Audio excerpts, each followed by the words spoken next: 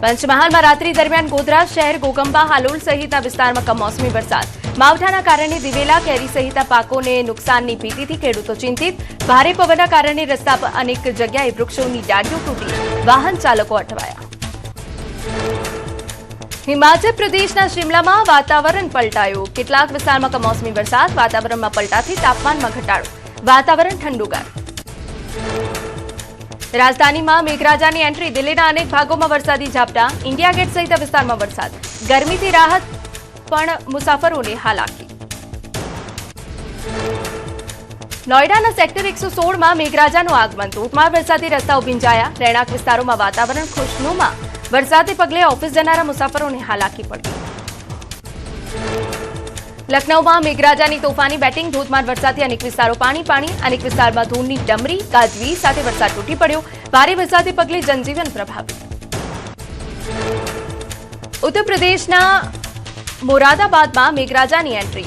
વાવાઝોડા સાથે વરસાદથી જનજીવન પ્રભાવિત. પાલિકા કમિશનરની સૂચનાથી નગરપાલિકાની ટીમો મેદાને. આસામના ગુવાહાટીમાં અનેક વિસ્તારોમાં વરસાદી માહોલ. પવન સાથે વરસાદ વરસતા ગરમીથી રાહત. વાતાવરણમાં ઠંડક પ્રસરી. જનજીવન પ્રભાવિત થયું. રાજસ્થાનના કેટલાક ભાગોમાં તેજ પવન સાથે કરા પડ્યા.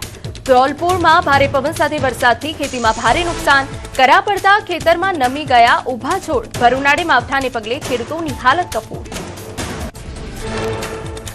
રાજસ્થાનના અજમેરમાં વેસ્ટર્ન ડિસ્ટર્બન્સને લઈ માર્ચ મહિનામાં ઠંડીનો અહેસાસ. કાળઝાળ ગરમી વચ્ચે તાપમાન 12 ડિગ્રીનો ઘટાડો આવ્યો.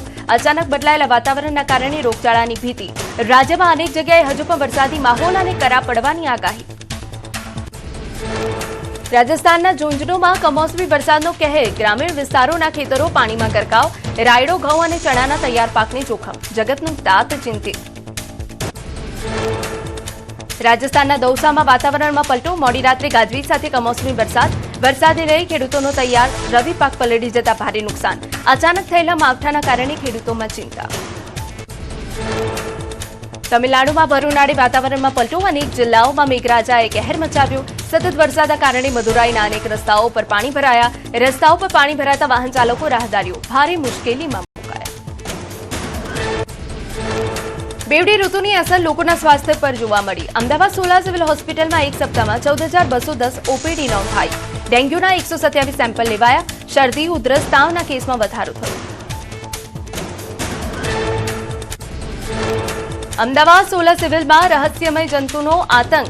નિંદ્રાધીન ડોક્ટરને આંખમાં જંતુ કરડતા દોડધામ. ડોક્ટરને આંખ પર નિશાન. અસહ્ય દુખાવો થતા એન્ટી રેબિસ વેક્સિન લીધી. બનાસકાંઠાના ડીસામાં ફૂડ એન્ડ ડ્રગ્સ વિભાગના દરોડા. હીરા બજારમાં દુકાનમાંથી શંકાસ્પદ ઘીનો જથ્થો ઝડપાયો.